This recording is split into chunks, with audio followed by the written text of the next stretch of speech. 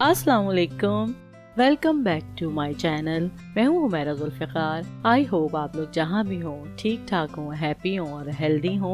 आज मैं आपके साथ बेसन के हलवे की रेसिपी शेयर कर रही हूँ। सर्दियाँ आने वाली हैं तो मैंने सोचा आपके साथ बेसन के हलवे की रेसिपी शेयर करनी चाहिए।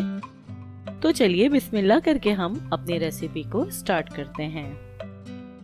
एक कढ़ाई ली है मैंने, उसके अंदर मैंने घी डाला है 1 कप। 1 कप में हम तकरीबन 1 आध चमचा जो है वो बचा लेंगे, वो हम बाद में ऐड करेंगे। 2 कप बेसन भी हम घी में ऐड कर देंगे।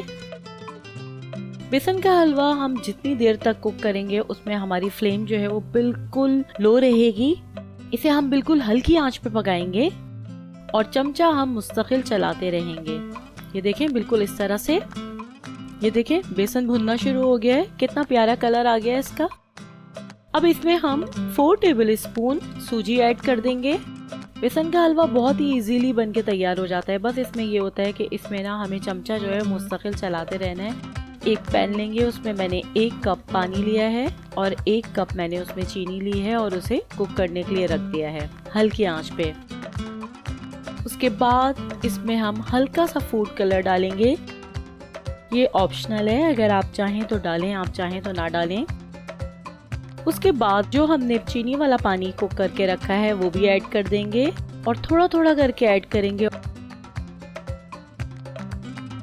उसके बाद हम इसमें 1 कप मिल्क भी ऐड कर देंगे और चमचा हम चलाते रहेंगे।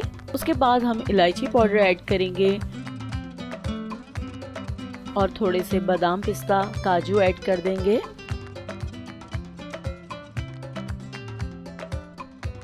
ये देखिए कितना मज़ेदार सा हमारा बेसन का हलवा बनके रेडी हो गया है। इसको ट्राई करें और मुझे बताएं कि आपका बेसन का हलवा कैसा बना।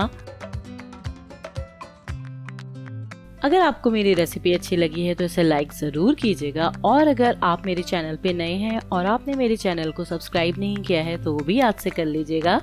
इस दुआ के साथ कि हमेशा खुश रहें और मुस्कुराते रहें।